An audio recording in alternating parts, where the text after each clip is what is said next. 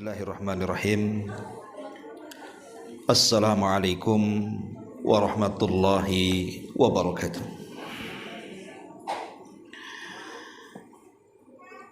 Alhamdulillah, wassalatu wassalamu ala rasulillah wa ala alihi wa sahbihi wa mawalah wa la hawla wa la quwata illa billahi wa ba'du.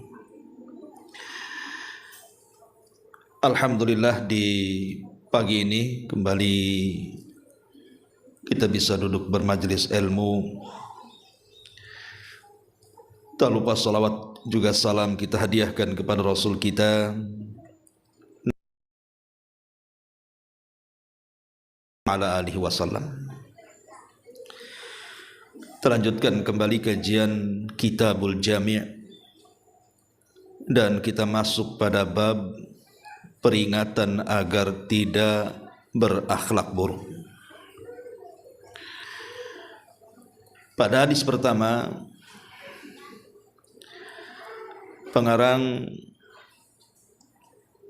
membawakan hadis dari Abi Hurairah radhiyallahu an yang dikeluarkan oleh Imam Ibnu Majah, di mana Nabi sallallahu alaihi wasallam bersabda, "Iyyakum wal hasada,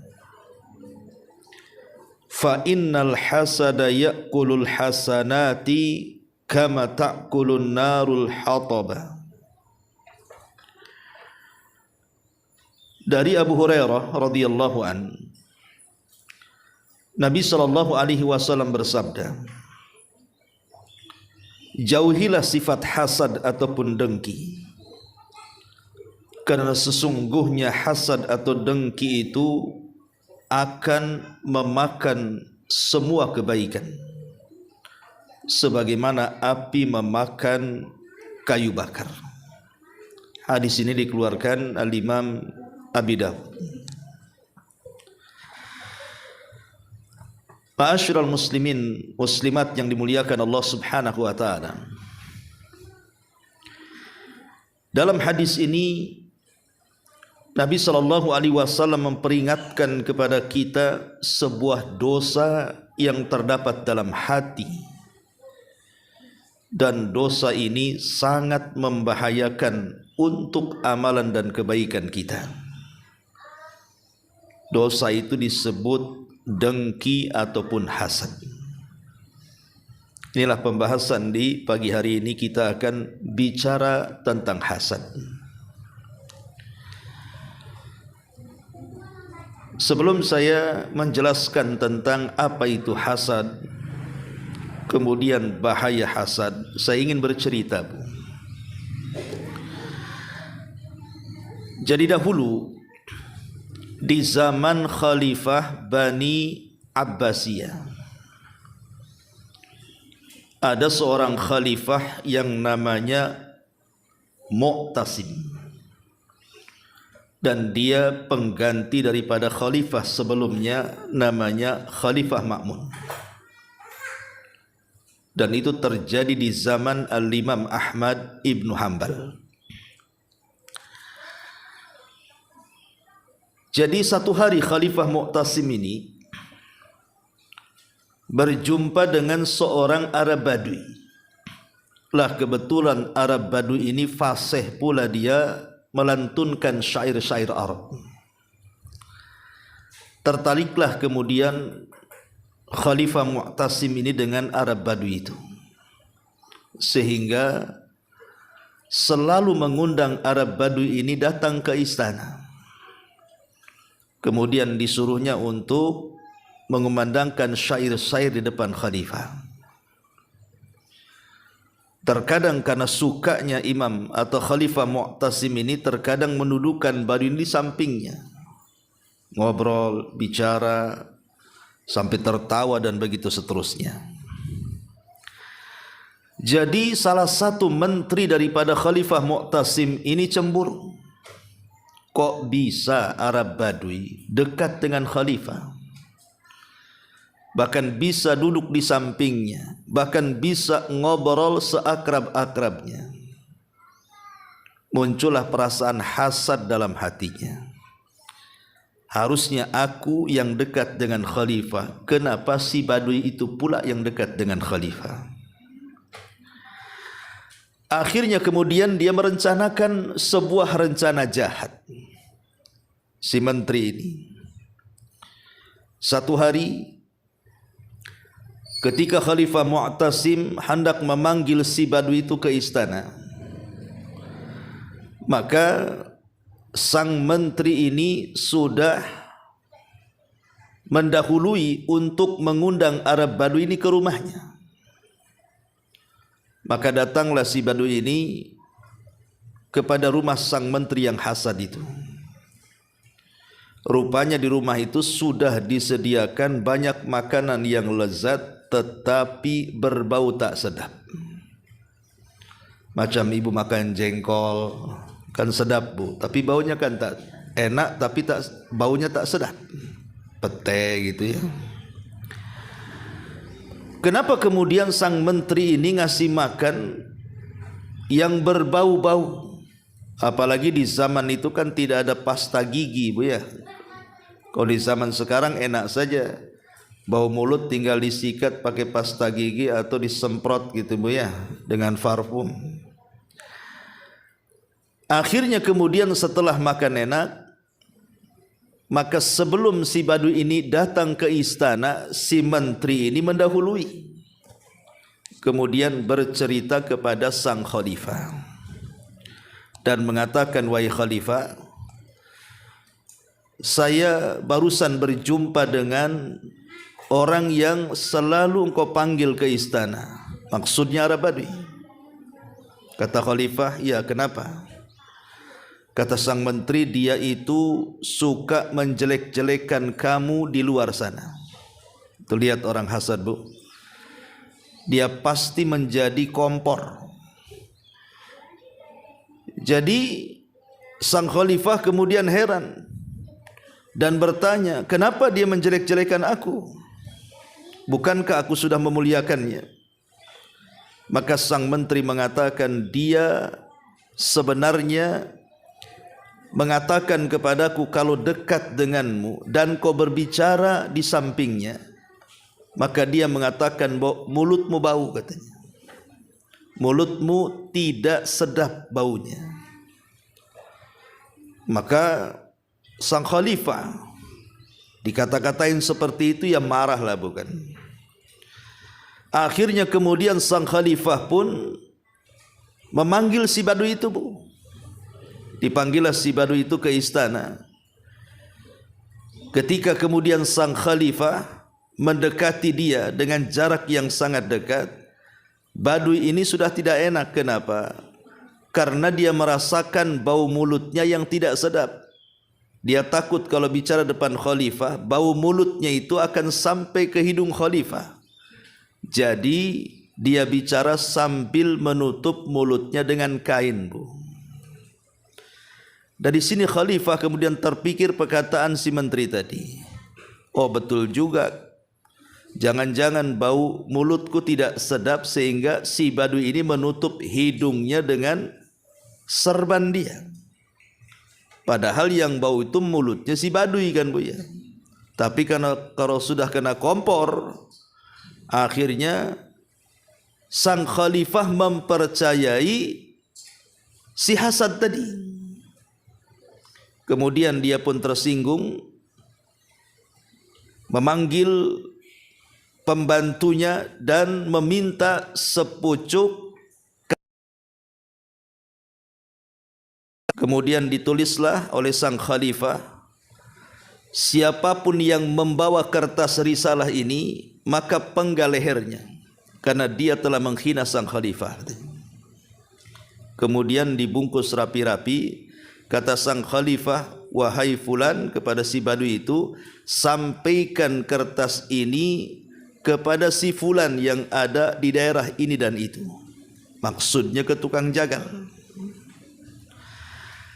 Lah si menteri yang hasad itu menyaksikan dari jauh, kan dia tidak tahu apa yang dilakukan khalifah. Namanya orang hasad itu kalau sudah dengki ya dengki. ketika melihat kok si Baduy dapat surat dari khalifah, disangkanya isi surat itu adalah hadiah. Jangan-jangan khalifah ini akan memberikan hadiah yang banyak dengan surat itu dan disuruh untuk mengambilnya di Baitul Mal. Jadi sang menteri ini menghadang Arab Badu di pintu istana dan mengatakan, wahai fulan, kalau kau izinkan, biar aku yang mengantar surat itu, katanya. Lihat, dia tidak tahu isi surat itu. Ya si Baduy polos saja kan begitu. Langsung dikasihkan sama sang menteri, karena bagaimanapun dia menteri, dia menghormati. Maka surat itu kemudian dibawa, ditujukan kepada yang dimaksud Khalifah Mu'tasim itu. Rupanya setelah diterima oleh si jagal tukang penggal itu, ditangkaplah sang menteri dan langsung dieksekusi mati. Lah kematian sang menteri ini terdengar sama khalifah. Lah kok lain orang yang disuruh, lain orang pula yang dibunuh. Ya. Jadi akhirnya kemudian sang khalifah ini memanggil si Baduy tadi untuk datang ke istananya. Kemudian bertanya, kenapa surat itu kau berikan kepada menteriku, katanya. Maka mulailah kemudian si Baduy ini bercerita bahwa sebelum dia datang ke istana, kemudian dia dipanggil menteri itu, diajak makan, tapi makanannya lezat tapi berbau, sehingga aku tidak enak bicara dengan kamu, maka aku tutup mulutku dengan serban, bla bla bla bla, macam-macam lah cerita. Dari sini Khalifah Mu'tasim baru sadar bahwa memang sang menteri itulah yang layak untuk dibunuh. Maka dia menukilkan perkataan Ali radhiyallahu an, lillahi darrul hasadi ma'adalah bada'a bi sahibihi faqatalah. Hebatnya sifat dengki itu, kata khalifah. Betapa konsistennya ia di dekatnya. Dia berusaha mendekati orang lain, lalu dibunuhnya ia. Kisah ini walaupun singkat, memberikan pelajaran kepada kita. Itulah akhir daripada hasad. Akhir daripada hasad itu, di mana orang yang hasad biasanya lebih dulu hancur dibandingkan orang yang dihasadi. Orang pedengki itu, dia akan hancur lebih dahulu daripada orang yang didengkinya. Karena orang yang hasad ini, walaupun posisinya dia yang mendolimi orang, tetapi dia yang merasakan kesengsaraannya. Aneh orang hasad itu kan, dia yang jadi orang zalim, dia yang merasakan kesengsaraannya. Harusnya kan orang yang dizalimi yang merasakan kesengsaraannya. Tidak, orang hasad itu dia yang berlaku jahat, dia pula yang mendapatkan akibat. Contoh, ada tetangga naik pangkat. Dia naik pangkatnya, ibu naik tensi darahnya. Sama-sama naik kan, Bu? Ya, yang satu pangkatnya naik, ibu tensinya yang naik tuh. Tengok tetangga kok glowing gitu kan. Cantik tetangganya. Ibu yang ganti kulit. Merengut kan gitu ya. Ya. Memang orang hasad itu seperti itu, Bu. Orang hasad itu seperti itu. Dia akan lebih hancur dahulu dibandingkan yang dihasadi. Ya. Ma'asyiral muslimat yang dimuliakan Allah Subhanahu wa taala. Hasad ini adalah penyakit iblis, dan penyakit yang pertama muncul baik di langit ataupun di bumi. Ketika iblis mendengar, kita tahu bahwa iblis itu kan lebih dulu diciptakan oleh Allah dibandingkan Adam. Dia lebih dulu menyembah Allah Subhanahu wa taala, lebih dulu melakukan ketaatan kepada Allah Azza wa Jalla, dan lebih dulu mendapatkan nikmat sorga dibandingkan Adam. Karena Adam kan diciptakan belakangan. Harusnya kan iblis lebih taat kepada Allah Azza wa Jalla. Tapi karena memang dasar iblis itu diciptakan dari api dan dia bagian daripada bangsa jin yang baik, jadi sifatnya itu muncul ketika Allah subhanahu wa ta'ala menciptakan Adam alaihi salatu wassalam. Mulai kemudian hasad dan dengkinya muncul. Jangan-jangan Allah menciptakan makhluk yang satu ini akan menggantikan posisiku, katanya. Belum diciptakan sudah berburuk sangka. Ketika betul-betul Allah subhanahu wa ta'ala menciptakan Adam alaihi salatu wassalam, maka iblis sudah mulai berputar-putar di jasad Adam yang belum ditiupkan roh itu. Mulai masuk dari lubang hidung, keluar daripada lubang mulut. Masuk dari lubang telinga, keluar dari lubang dubur. Kemudian dia tepuk perut Adam, keluar bunyi. Kemudian iblis mengatakan, makhluk ini adalah makhluk yang lemah. Kenapa? Karena ada rongga di dalamnya. Pasti dia berhajat kepada makan dan minum. Kemudian dia mengatakan, seandainya Allah kuasakan makhluk ini kepadaku, tentu sudah kuhancurkan dan kubinasakan dia. Lihat, orang yang hasad itu, Bu, seperti iblis. Dia akan terus bagaimana caranya orang yang dihasadi itu hancur sehancur-hancurnya. Dia tidak akan puas kalau kenikmatan yang Allah anugerahkan kepada orang yang dihasadi itu akan tetap ada pada dia. Dan dia semakin sakit kalau nikmatnya makin banyak tuh.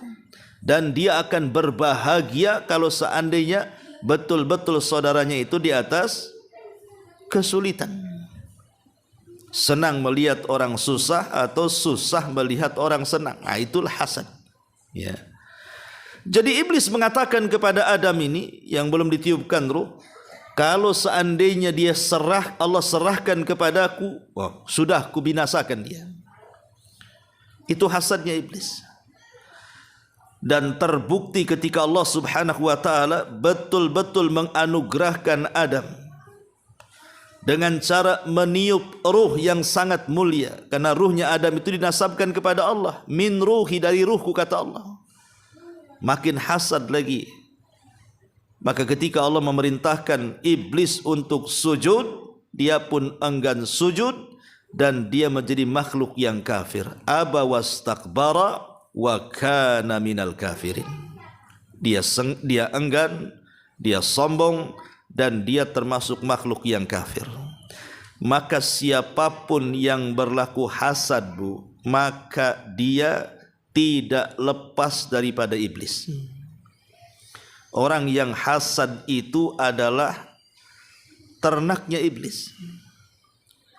Karena itu penyakit iblis yang pertama, yang nanti oleh iblis hasad ini akan dikembangbiakan untuk menjadi senjata menyesatkan anak-anak Adam. Karena kan iblis ini dari hasad ini dia berjanji di hadapan Allah tuh.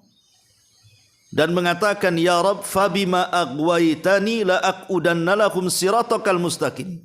Karena engkau sudah menyesatkan diriku, kata iblis, kusesatkan juga Adam dan seluruh keturunannya. Lihat, dari hasad ini rencana-rencana jahat itu bermunculan. Maka siapapun yang hasad itu pasti banyak rencananya, Bu. Ibu kalau hasad dengan tetangga, pasti ibu punya rencana A, nggak bisa A, B, nggak bisa B, C, sampai betul-betul ibu merasakan puas dengan penderitaan tetangganya. Tetapi kalau seandainya tetangganya tidak menderita, ibu yang makin menderita dengan hasadnya. Itulah yang kemudian dikatakan halakal hasid qablal mahsud. Orang yang hasad itu lebih dulu hancur dibandingkan orang yang dihasadi. Ma'asyiral muslimat yang dimuliakan Allah subhanahu wa ta'ala, dijelaskan oleh para ulama kenapa hasad itu begitu bahaya. Pertama, Bu, karena orang hasad itu sangat membenci setiap nikmat yang Allah anugerahkan kepada orang lain. Pokoknya nampak orang lain di atas nikmat saja, muncul kedengkian dan kebenciannya tuh.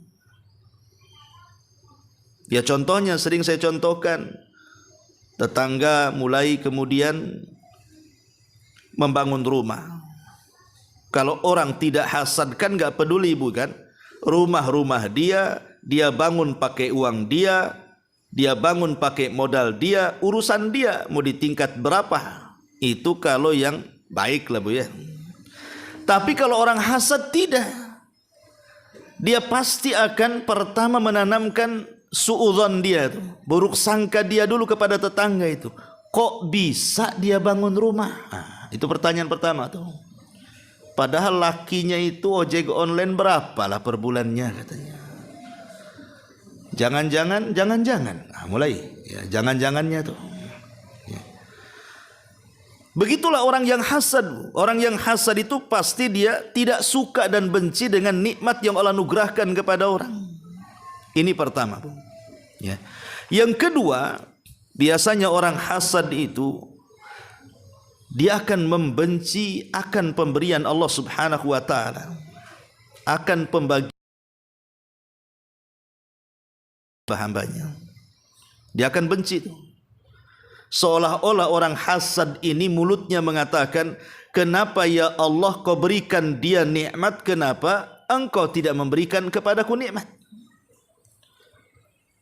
Kenapa kok dia bisa beli ini, kenapa aku tidak? Kenapa dia bisa membangun itu, kenapa aku tidak? Kenapa dia punya ini, kenapa aku tidak? Jadi orang hasad itu protes kepada Allah Subhanahu wa taala. Dia tidak yakin dengan keadilan Allah saat memberi nikmat itu. Padahal sering saya katakan tidak ada yang lebih adil saat memberikan rizki melebihi Allah Subhanahu wa taala. Allah itu sudah adil dan seadil-adilnya. Karena Allah itu yang menciptakan kita. Sehingga Allah lebih paham dengan ciptaan dan kemaslahatannya. Allah paham kenapa si fulan dilebihkan rizkinya, kenapa si fulan tidak dilebihkan rizkinya. Kenapa si fulan disegerakan rizkinya, kenapa si fulan ditahan rizkinya. Allah paham dan Allah tahu dengan kemaslahatan kita. Tapi orang hasad itu dia enggak yakin dengan keadilan Allah. Dia senantiasa berburuk sangka kepada Allah sehingga dia merasa emosi dan marah seolah-olah tidak menerima takdir Allah Subhanahu wa taala. Ini yang kedua Bu, bahaya hasad. Kemudian yang ketiga, orang hasad ini Bu, dia menentang semua pekerjaan Allah Subhanahu wa taala.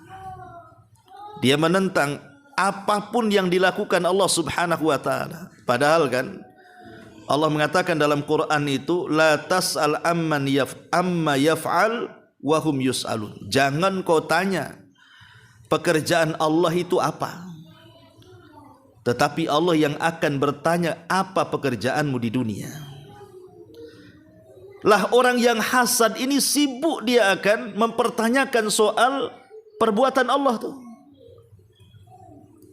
Di mana ketika Allah Subhanahu wa taala memberikan karunia kepada makhluk yang dikehendakinya, maka dia pun kemudian merasa bakhil dengan karunia yang Allah anugerahkan kepadanya, tidak terima. Ya. Lah ini yang ketiga. Yang keempat, orang yang hasad itu hakikatnya dia membantu musuh Allah Subhanahu wa taala. Siapa? Iblis. Ya. Orang hasad ini terkadang dia tidak sadar kalau dia itu sedang menjadi ternaknya iblis. Dia menjadi anak buahnya iblis. Dan terkadang juga ada orang hasad itu dia hasad kepada wali-wali Allah Subhanahu wa taala. Dia tidak tahu yang dihasadi itu adalah wali Allah, Bu. Kan kita tidak tahu tetangga sebelah itu mungkin punya amalan yang kita tidak punya, punya ibadah yang kita tidak punya, punya kebaikan yang kita tidak punya, kemudian kita hasadi. Kan sama dengan dengki kepada wali-wali Allah itu namanya. Ma'asyiral muslimat yang dimuliakan Allah Azza wa Jalla, tapi umumnya di masyarakat kalau cerita hasad itu biasanya hasad itu kan lebih banyak kepada yang seprofesi, Bu. Ya kan? Pedagang hasad dengan pedagangnya. Kenapa kok dia laku, kenapa aku tidak? Jangan-jangan dia punya mantra, punya jimat, punya dukun dari Jawa sana umpamanya. Nah, dia mulai hasad dengan sesama pedagangnya kan, Bu. Pokoknya hasad itu pasti sama profesinya itu. Dokter dengan dokter, sama-sama punya klinik, hasad. Ya, saling menjatuhkan. Kemudian yang punya travel dengan yang punya travel lainnya, hasad, saling menjatuhkan. Ya, jangan ikut umroh lewat travel sana katanya. Itu tidak bagus pelayanannya. Itu mahal itu, dan begitu seterusnya. Karena tidak mungkin yang berbeda profesi itu akan hasad kan, Bu. Contoh umpamanya dokter hasad dengan tukang ojek. Mana ada dokter hasad dengan tukang ojek kan, Bu? Ya tukang ojek ya hasadnya dengan tukang ojek yang lainnya. Umpamanya ini ada 2 tukang ojek, Bu. Ya. Kemudian ada 2 orang yang ingin naik ojek dia. Yang satu gemuk beratnya 150 kilogram, yang satu kurus 60 kilogram. Sama-sama jaraknya, ongkosnya sama. Tentu hasadlah. Ini aku udah bawa gemuk gitu kan, sama 5.000 ongkosnya. Si kurus pula tuh 5.000. Ya. Karena tidak mungkin juga yang berbeda profesi itu akan hasad. Tapi yang lebih celaka itu hasadnya ustadz dengan ustadz tuh biasanya, Bu. Orang alim dengan orang alim itu lebih bahaya hasadnya. Kenapa? Karena biasanya kalau sudah ustadz hasad dengan ustadz yang lain, berdalil dia. Dia keluarkan Qur'annya, keluarkan hadisnya, keluarkan dalilnya untuk supaya menjatuhkan ustadz yang lainnya. Ustadz dengan ustadz hasad itu yang dirugikan umat, Bu. Ya, mudah-mudahan ustadz kita tidak hasad. Ya. Ma'asyiral muslimin, muslimat yang dimuliakan Allah Subhanahu wa taala. Artinya bahwa hasad ini akan senantiasa ada sejak zaman Nabi sampai hari ini, bahkan sampai kiamat dibangkitkan. Karena mau tidak mau, Bu, saya, ibu, siapapun itu dalam hatinya pasti punya hasad. Semua manusia itu punya hasad. Umpamanya ada tetangga beli kendaraan bagus, kemudian kita nampak cantik kendaraan itu, kan dalam hati kita pengen juga ingin punya kendaraan seperti dia. Itu kan hasad. Ya, hasad secara bahasa. Pengen punya kendaraan seperti yang dibeli tetangga, pengen punya rumah yang seperti dibangun tetangga, pengen punya tanah seluas tetangga, pengen punya taman seperti yang dibangun tetangga. Itu hasad, Bu. Tapi hasad ini kalau dikelola orang baik, maka akan menjadi baik. Tapi hasad ini kalau dikelola orang jahat, maka akan jadi jahat. Lah hasad yang dikelola orang jahat inilah yang Al-Quran memerintahkan kita untuk berlindung kepada Allah min syarri hasidin idza hasad, dari keburukan hasad ketika dimainkan orang jahat. Karena hasadnya orang baik itu akan menjadi pahala, tapi hasadnya orang jahat itu akan menghapuskan dosa. Contoh hasadnya orang baik, Bu. Umpamanya ada tetangga rajin setahun 2 kali umroh. Kemudian kita katakan, aku juga maulah punya uang seperti tetangga. Suaminya banyak gajinya. Coba aku kalau punya suami, kata tetangga, aku pun pengenlah umroh juga kayak tetangga. Kalau bisa, kalau dia setahun 2 kali, saya mau 5 kali umpamanya. Ya, itu boleh, bahkan terpuji. Itu namanya ghibtah dalam bahasa ulama itu. Hasad yang terpuji. Karena niatnya bukan untuk kejahatan, niatnya untuk kebaikan kan. Lah hasad yang tercela ini justru enggak seperti itu. Ini tetangganya bolak-balik umroh nih, Bu. Dia berpikir bukan dari sisi positifnya dia beribadah ke Mekah itu, tapi dia akan nilainya itu pasti dinilai negatifnya. Dari mana dia bisa dapat uang? Suaminya itu kan tidak sampai eselon 1 tuh. Saya tahu gajinya berapa tuh. Jangan-jangan utang di bank. Nah, macam-macam dia. Ya. Lah orang hasad itu pasti pandangannya tidak ada yang positif. Dia akan negatif terus. Lah inilah yang kemudian hasad ini akan melahirkan berbagai macam dosa. Salah satunya adalah larinya itu pertama dia akan suudzon, berburuk sangka dulu. Kemudian timbul kedengkian. Akhirnya menjadi gibah, Bu. Hasad itu bisa menjadi gibah. Ya. Ibu kumpul nih 1-2 orang. Mulai di situ membicarakan orang lain. Terkadang merendahkannya. Terkadang menghilangkan terkadang menghapuskan nama baiknya, dan begitu seterusnya, Bu. Karena kalau sudah berkumpul nih, sekarang kan zamannya orang zaman isu, zaman orang ngerumpi kan, Bu. Itu biasanya kalau ada orang hasad di situ, Bu, itu akan menular kemana-mana tuh. Karena begini, Bu, kalau orang sudah kumpul bertiga, kalau saya titip uang, Bu, sama ibu, kira-kira berkurang atau bertambah uangnya? Kebanyakan kalau nitip uang berkurang tuh biasanya. Nitip uang 5 juta, pas dikembalikan 4 juta, afwan Ustadz kepake 1 juta katanya. Itu kalau nitip uang, Bu. Tapi kalau nitip ucapan itu biasanya berkurang apa bertambah tuh? Bertambah, Bu. Syukur-syukur tidak berkurang, pasti bertambah. Kalau sudah yang dititip ucapan, kita nitip ucapan nih sama si A, nanti si A ini ngomong sama si B, itu bertambah tuh. Yang tadinya 1 meter jadi 1 kilo tuh. Lah itulah kadang-kadang orang kalau sudah ngerumpi gibah apalagi didasari hasad, itulah bahayanya di situ tuh. Ma'asyiral muslimat yang dimuliakan Allah Subhanahu wa taala. Tapi yang jelas bahwa orang hasad ini dijelaskan oleh para ulama, ya. Orang hasad ini akan mendapatkan madarat yang luar biasa, baik dunia dia atau akhirat dia. Adapun dari segi agamanya dulu, ya. Orang yang hasad ini akan merusak agama dia. Pertama, bahwa orang yang hasad itu dia sedang bermaksiat dengan maksiat yang terang-terangan. Orang yang hasad itu dia sedang bermaksiat dengan maksiat yang terang-terangan kepada Allah dan Rasulnya. Kenapa?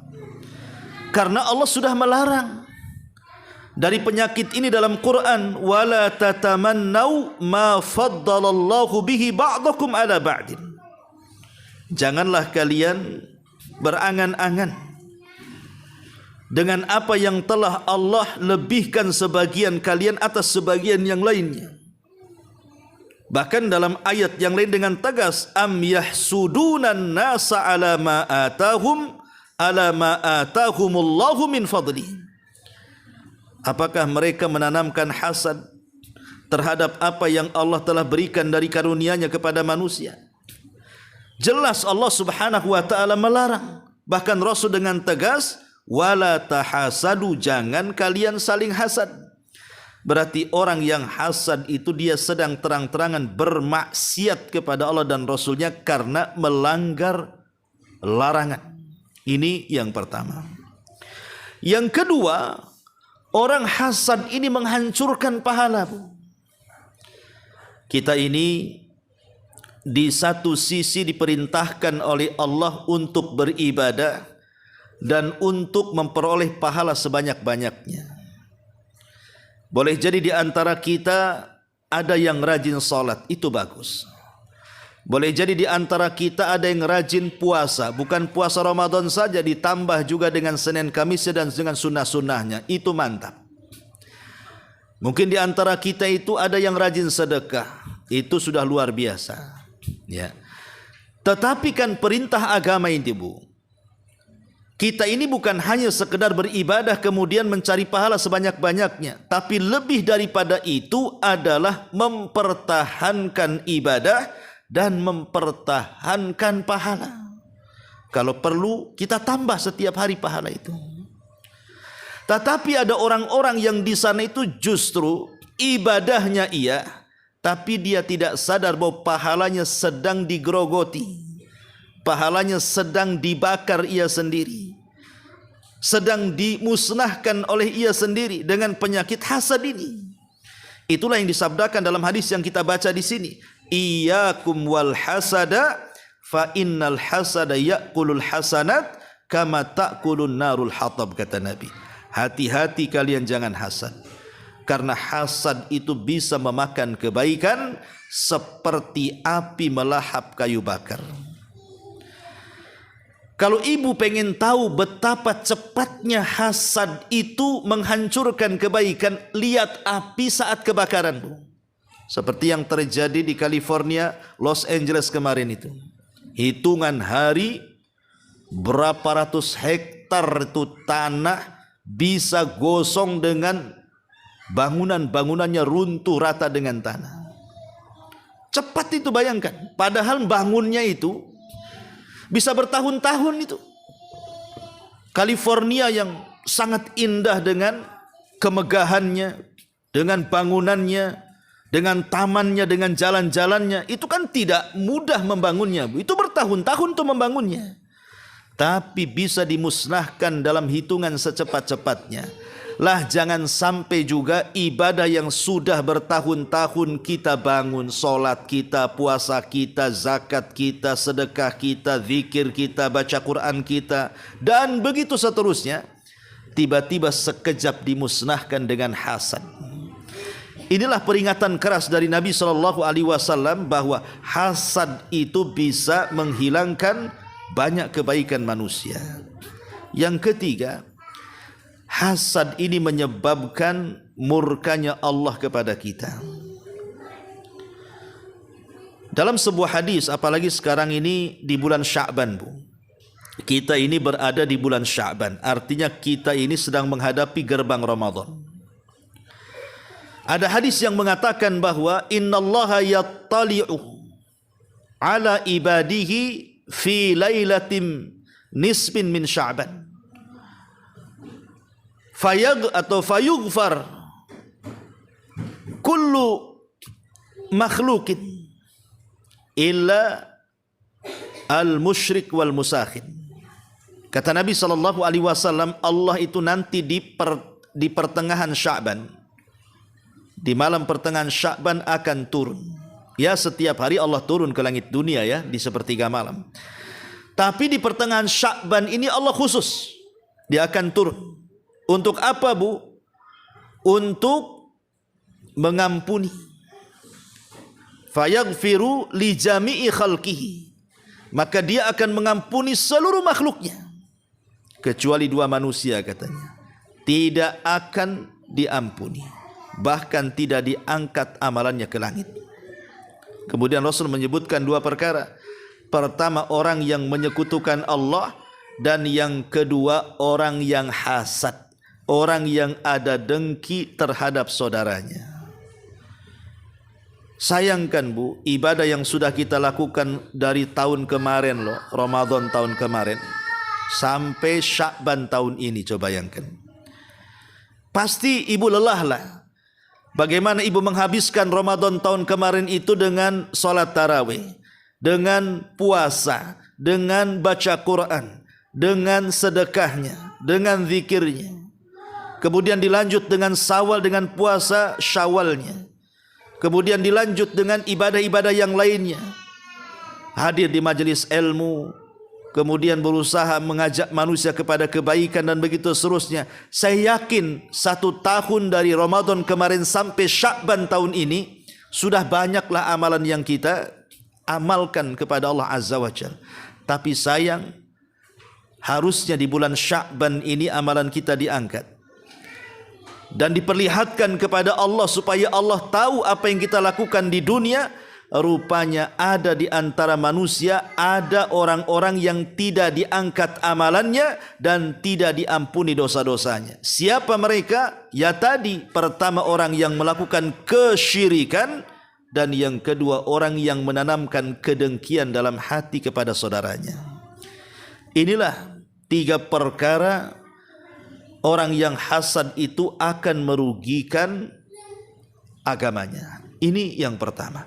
Yang kedua, adapun orang hasad itu akan merugikan dari segi dunianya.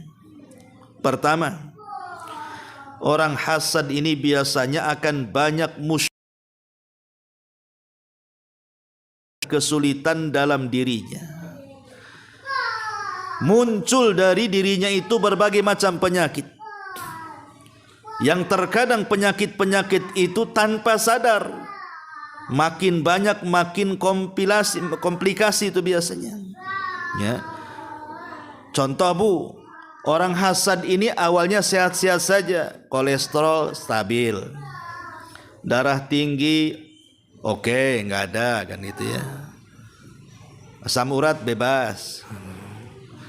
Tapi karena dia hasad kepada tetangganya kan Bu ya, mulai dia tidak suka kalau tetangganya rumahnya cantik, kendaraannya bagus, tanahnya luas, penampilannya oke. Nah, mulai penyakit datang tuh, mulai demam dia. Ya. Pokoknya nampak saja ganti mobil, ganti penyakit tuh Bu. Dari demam ke kolesterol tuh. Ganti lagi mobilnya, dari kolesterol ke darah tinggi tuh Bu. Akan gonta-ganti aja penyakitnya tuh. Lama-lama komplikasi jadinya kan. Nah ini kan bahaya orang hasad, dia numpuk-numpuk penyakit itu. Dan lebih celakanya lagi, ketika kemudian dia sakit, makin parah, dibawa ke rumah sakit. Di rumah sakit dengar tetangganya bangun rumah. Apa enggak setruk Bu tuh? Pulang ke rumah, pengumuman innalillahi wa inna ilaihi rajiun katanya. Kan seperti itu contohnya. Inilah orang hasad ini numpuk-numpuk penyakit tuh. Karena menurut pandangan Tibun Nabawi, pengobatan sistem Nabi itu yang disebutkan oleh banyak para ulama, penyakit itu kan paling banyak munculnya itu dari hati Bu. Sedikit dari faktor makanan itu. Ya makanan bisalah memicu penyakit, tapi penyakit itu kebanyakan itu munculnya dari hati. Dan hasad itu penyakit yang bahaya dari penyakit hati. Inilah kemudian di antara bahaya dunianya nih.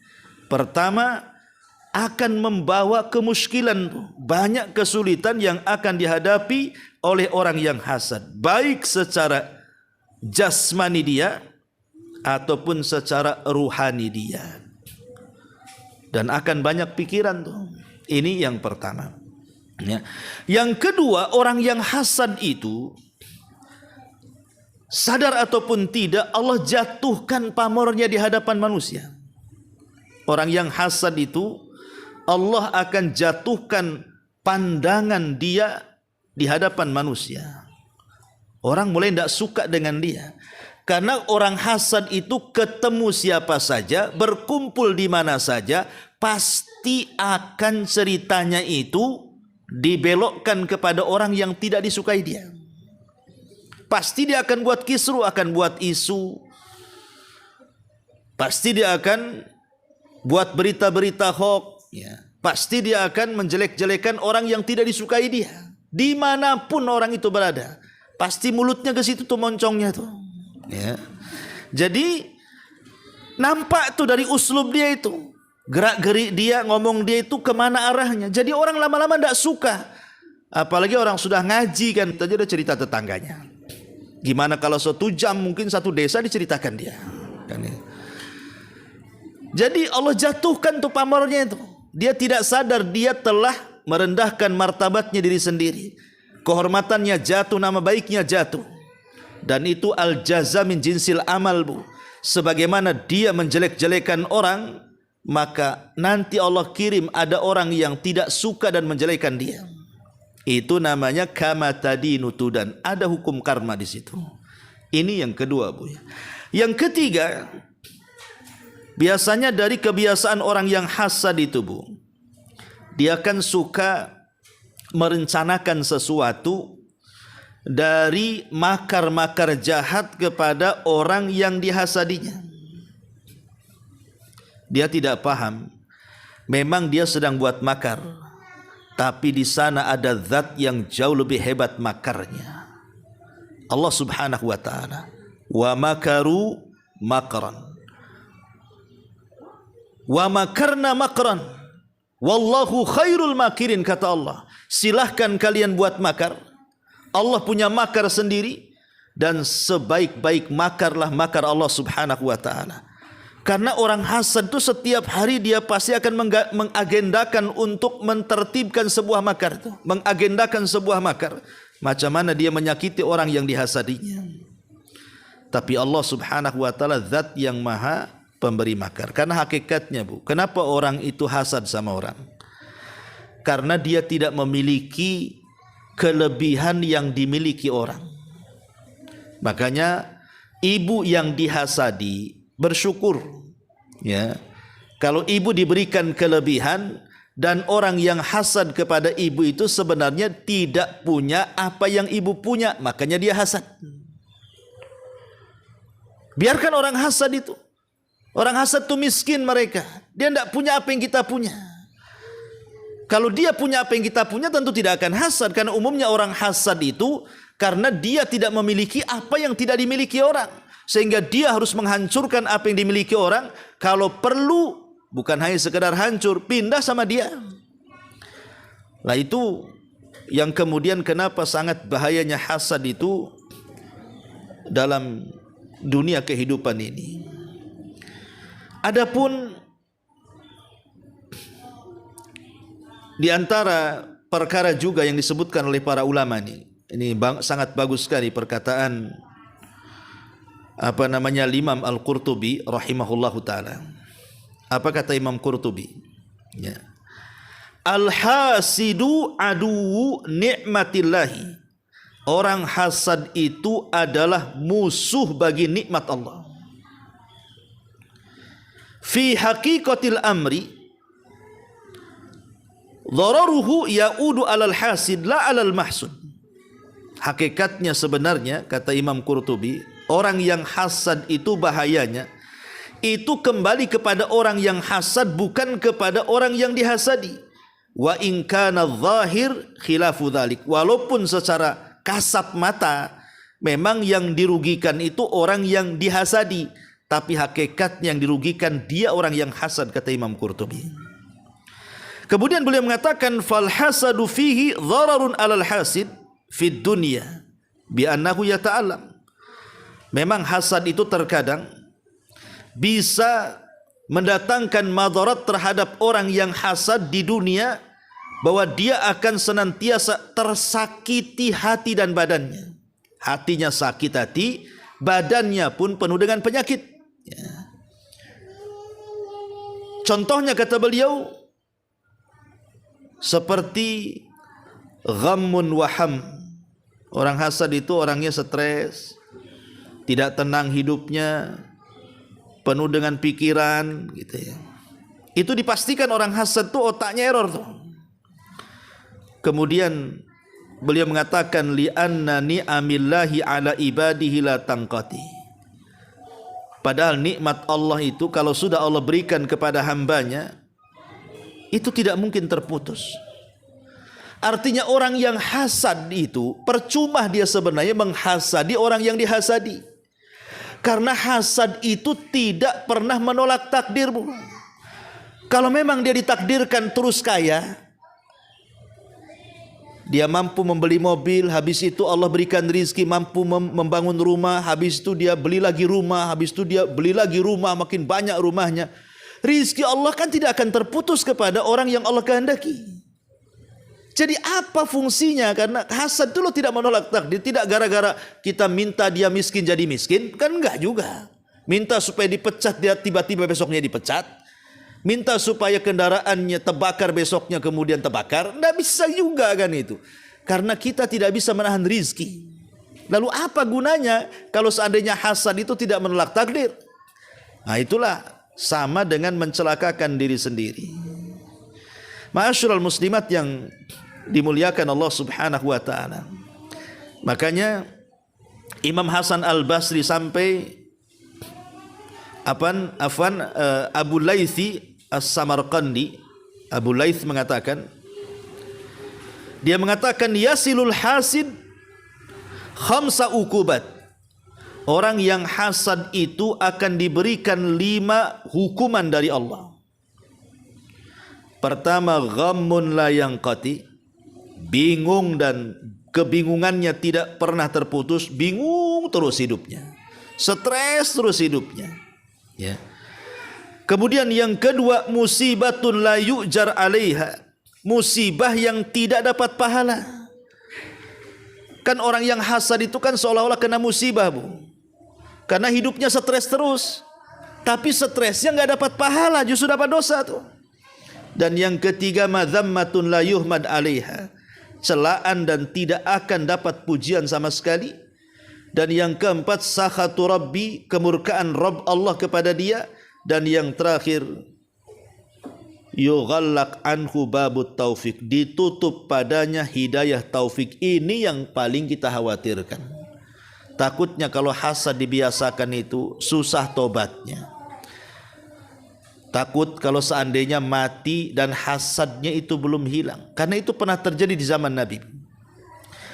Di zaman Nabi, ketika Nabi SAW hijrah dari Mekah ke Madinah, maka berbondong-bondong orang-orang Madinah itu masuk Islam, terutama 2 kabilah Khazraj dan Aus, kan, Bu. Lah di tengah-tengah Khazraj dan Aus itu ada orang yang sangat dihormati di zaman jahiliyah. Namanya Abdullah ibn Ubay ibn Salul, yang nanti akan menjadi tokoh munafik. Jadi akhirnya pembesar Khazraj, Sa'ad ibn Ubadah itu meminta kepada dakwahi Abdullah ibn Ubay ibn Salul, karena dia orang yang paling dihormati. Dan ini kesempatan bagi Rasul untuk mengajak Abdullah ibn Ubay bin Salul masuk Islam. Datanglah kemudian Rasul ke rumahnya Abdullah ibn Ubay bin Salul, mulai mendakwahkan Islam. Lah ketika itu Nabi SAW sedang mengendarai keledai. Saking tawaduknya, rendah dirinya Rasul mengendarai kendaraan yang buruk keledai. Ketika sampai di depan rumahnya Abdullah ibn Ubay bin Salul, tiba-tiba Abdullah ibn Ubay Salul menghina Rasul, menutup hidungnya dengan kain serbannya, kemudian mengatakan, pergilah engkau wahai Muhammad, karena keledaimu menyakiti kedua lubang hidungku. Pergi sana, ya. Engkau sudah menyakiti kedua lubang hidungku, engkau bau, bahasanya, pergi kau, gitunya. Rupanya ada seorang sahabat namanya Abdullah ibn Khudafah, marah di situ dan mengatakan bahwa keledai yang ditunggangi Nabi SAW jauh lebih baik daripada dirimu, katanya. Marah, membela Nabi dia, ya. Akhirnya kemudian Abdullah ibn Ubay ibn Salul ini marah kepada Abdullah ibn Khudafah yang membela Nabi, hampir kelahi, Bu. Maka Nabi SAW memisahkan kedua orang itu. Kemudian setelah itu Rasul tidak mau menanggapi Abdullah ibn Ubay bin Salul, kemudian pulang. Ketika pulang itulah dia kembali ke pemimpin Khazraj, Sa'ad ibn Ubadah, menceritakan kejadian itu. Tapi Nabi SAW tidak mencela Abdullah ibn Salul. Dia hanya mengatakan kepada Sa'ad ibn Ubadah, wahai Sa'ad, aku sudah mendatangi, tapi dia perlakuannya begini. Dengan lembutnya Nabi SAW tidak mencela Abdullah ibn Ubay bin Salul. Dan itu hikmah yang diterapkan Rasul dalam dakwah. Kemudian Rasul bertanya kepada Sa'ad ibn Ubadah, kenapa dia berlaku seperti itu kepadaku? Disinilah Abdullah ibn Ubadah bercerita. Kata Sa'ad bin Ubadah, wahai Rasul, sebenarnya Abdullah ibn Ubay ibn Salul itu, dia adalah orang yang kami tokohkan dari 2 kabilah besar, Khazraj dan Aus. Aus menghormati dia, Khazraj juga menghormati dia. Bahkan wanita-wanita kami sempat membuatkan piala yang akan diletakkan di atas kepalanya sebagai penghormatan, karena jasa-jasa dia banyak mendamaikan permusuhan di antara kami. Sehingga kami dulu menganggap dia akan menjadi pemimpin kami. Tapi setelah kedatangan dirimu, kemudian Khazraj dan Aus masuk Islam, akhirnya orang-orang itu pun justru mengangkat dirimu menjadi pemimpin mereka dan tidak melirik lagi Abdullah ibn Ubay ibn Salul. Makanya boleh jadi dia hasad kepadamu. Akhirnya Rasul baru paham kenapa Abdullah ibn Ubay ibn Salul itu sangat memusuhi dia. Rupanya karena hasad. Kenapa hasadnya? Karena kepemimpinan yang harusnya dipegang dia direbut oleh Nabi itu dalam pandangan dia. Lah setelah terjadi perang Badar, dan kaum muslimin menang, Abdullah ibn Ubay ibn Salul ketakutan. Kalau dia menjadikan sasaran oleh Rasul dan kaum muslimin, disitulah dia pura-pura masuk Islam, Bu. Takut kalau dia terancam jiwanya, takut kalau terancam keluarga dan hartanya, pura-puralah masuk Islam. Disinilah sejarah munafik dimulai. Sebelum terjadi perang Badar ataupun era dakwah Rasul di Mekah itu tidak ada orang munafik, yang ada muslim sama kafir saja. Baru setelah perang Badar Islam semakin kuat, maka muncullah orang munafik. Karena munafik ini pasti muncul di tengah-tengah kekuatan Islam. Kalau Islam lagi lemah, tidak mungkin ada munafik. Kafir aja langsung, ngapain pula jadi bunglon kan? Tapi kalau sudah Islam kuat, maka mereka pura-pura jadi Islam padahal munafik. Itulah yang dilakukan Abdullah ibn Ubay ibn Salul tuh. Hasad dia menjadikan muncul penyakit baru dalam Islam yang disebut dengan nifak. Pelakunya disebut munafik. Lah ketika Abdullah ibn Ubay bin Salul sudah masuk Islam, padahal dia berpura-pura, setiap hari dia bersama Nabi, baik kepada Nabi, solat di belakang Nabi, jihad di belakang Nabi, sedekah di hadapan Nabi, dan begitu seterusnya. Tapi hatinya tidak pernah terbuka kepada hidayah. Bahkan sampai ajalnya menjemput dia, hasadnya tidak pernah hilang dari dadanya. Maka dia pun mati dalam kondisi di atas kemunafikan. Dari sini Allah turunkan ayat, innal munafikina fi darkil asfali minan nar. Orang munafik itu diletakkan di intip neraka yang paling dalam. Lihat ya, Abdullah ibn Ubay ibn Salul yang matanya menyaksikan mukjizat Nabi, untayan-untayan ayat didengar dia, wejangan-wejangan indah juga diresap dia, tapi hasad itulah yang menghalangi hidayah. Ya, maka bahaya, Bu, hilangkan hasad ini, karena hasad ini menghilangkan hidayah dan susahnya taufik Allah sampai kepada kita. Atau contoh yang lainnya, ya, Abu Jahal, atau disebut dengan Fir'aun yaumat ini. Abu Jahal ini, Bu, ketika meninggalnya Abdul Muttalib. Abdul Muttalib itu kakeknya Rasul yang merupakan pemimpin Arab ketika itu. Maka dengan meninggalnya Abdul Muttalib sebagai pemimpin Arab, akhirnya kemudian belum ada penggantinya. Jadi banyak kepemimpinan di antara suku-suku Arab, tapi belum dipilih siapa penggantinya. Sehingga Abu Jahal menjadi pemimpin kabilahnya, Abu Sufyan juga memimpin kabilahnya, kemudian Abu Talib juga memimpin kabilahnya, Umayyah memimpin kabilahnya, karena belum ada yang terpilih menjadi pemimpin utama. Satu hari Abu Jahal ini ngobrol, ya, dengan rekannya. Kebetulan rekannya mengatakan, wahai Amr, maksudnya Abu Jahal, saya ingin bertanya kepadamu dengan sebuah pertanyaan, jujurlah dengan jawab. Jujurlah saat menjawab. Maka kata Amr mengatakan, silakan, apa yang kau tanyakan kepadaku?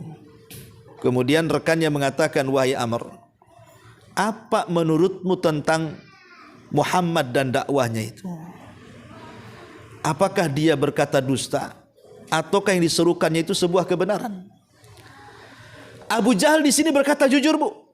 Dia mengatakan, demi Allah aku tidak pernah melihat dari orang itu, maksudnya Rasul, kalimat-kalimat yang dusta yang keluar dari lisannya. Dari sini Abu Jahal mengakui tentang dakwah yang diserukan Rasul. Tetapi ketika rekannya mengatakan, kalau engkau mengakui dakwah si Muhammad itu, dia di atas kebenaran dan tidak mungkin dia berdusta dengan dakwahnya, kenapa kau tidak mengikuti dia? Kenapa kau tidak jadi pengikutnya, katanya. Di sini Abu Jahal bercerita, Bu, kenapa dia tidak mau mengikuti ajaran Nabi. Kata Abu Jahal kepada kawannya ini, kamu kan tahu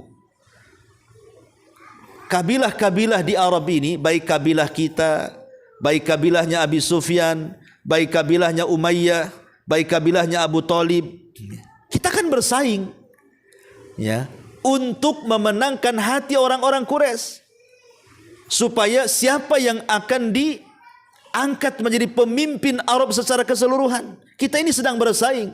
Kalau mereka dari kabilah ini berbuat baik, maka kita juga sama. Kalau dari kabilah itu mereka juga berbuat baik, kita juga sama. Supaya kita dipandang oleh orang-orang Quraisy itu. Tapi masalahnya, persaingan itu sudah tidak sehat, katanya. Ketika dari Bani Abdul Muttalib, dari Bani Hashim, ya, tiba-tiba kemudian mereka mengatakan kami punya nabi, sementara kalian tak punya nabi. Ya, kami harus jawab dengan apa, kata Abu Jahal. Gak mungkinlah kita angkat anak muda yang bukan nabi kita jadikan nabi. Ya, siapa dia, kan gitu. Sehingga akhirnya kata Abu Jahal, kita tidak bisa bersaing lagi kalau begitu. Kalau urusan yang lain kita bisa bersaing, tapi kalau urusan dia punya nabi, kita tak punya nabi, mana kita bisa bersaing, kata Abu Jahal ini. Lah, kalau seandainya kami mengakui kenabian dan kerasulan si Muhammad dari Bani Abdul Muttalib itu, maka kami akan runtuh pamornya di depan orang-orang Quraisy. Maka selamanya kita tidak akan beriman kepada dia. Lihat hasadnya Abu Jahal ini. Dia tahu dengan kebenaran yang dibawa Nabi, tapi tidak mau mengikuti agama Nabi. Kenapa? Takut pamor dia jatuh, takut kabilah dia jatuh, kalah dengan kabilahnya Bani Hashim. Lah, itulah ibu yang dikatakan di awal tadi bahwa hasad ini bisa menghalangi hidayah, gitu maksudnya. Maka jangan sampai di hati kita ini ada hasad. Jangan, kalau bisa buang hasad itu sejauh-jauhnya, ya. Jangan sampai dalam hati kita ini dipenuhi dengan hasad, karena hasad itu menimbulkan kedengkian dan dengki itu menimbulkan permusuhan. Begini, Bu, untuk mengakhiri kajian kita, kita tahu bahwa Islam itu dibangun di atas ukhuwah, kan, Bu? Islam itu dibangun di atas ukhuwah, persaudaraan. Saking eratnya persaudaraan dalam Islam itu, Bu, sampai Nabi SAW mempermisalkan kita dengan saudara kita itu bagikan bangunan yang menguatkan satu dengan yang lainnya. Bahkan Rasul mengibaratkan bukan hanya seperti bangunan.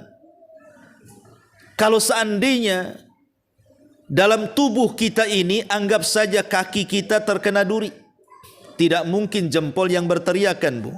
Ibu pernah dengar ada jempol berteriak? Nggak ada. Jempol tak punya mulut, ya. Yang berteriak itu kan lisan kita. Yang sakit juga sekujur badan kita. Begitulah ukhuwahnya seorang muslim dengan saudaranya.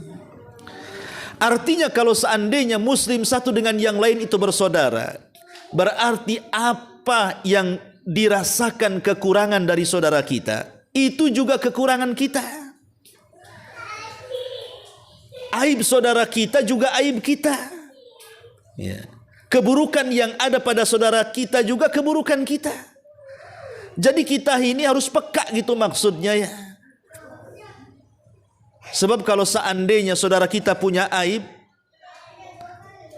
padahal kewajiban kita menutup aibnya, atau saudara kita punya kekurangan padahal kewajiban kita menyempurnakan kekurangannya, malah kita pula mengumbar aibnya, kemudian menjelek-jelekan kekurangannya, lalu apa arti persaudaraan dalam Islam kalau begitu? Nggak ada artinya lagi. Kalau sudah kita saling mencaci, memaki, mengumbar aib, menjelek-jelekan kekurangan saudaranya, lalu apa arti ukhuwah Islamiyah itu? Yang kata Rasul, kita harus lebih mencintai saudara kita seperti kita mencintai diri kita sendiri. Makanya wajar kalau Rasul mengatakan bahwa iman dan hasad itu tidak mungkin berkumpul. Kalau dalam hati kita penuh dengan iman, pasti hasad akan hilang. Tapi kalau hati dipenuhi dengan hasad, maka iman kita yang melayang. Oleh karena itulah maka tanamkan sifat ukhuwah Islamiyah. Kalau saudara kita punya kekurangan, kita lengkapi. Kalau saudara kita punya aib, kita tutupi. Kalau saudara kita ini memang memiliki hal-hal yang mungkin bersifat tidak bagus, maka kita nasihati. Bukan kita gibahi, bukan kita hasadi, bukan kita dengki. Itulah diantara faedah hadis yang kita baca di pagi hari ini. Wallahu a'lam bishawab. Sampai di sini Bu kajian kita. Sebelum saya tutup, silahkan kalau ada yang mau bertanya.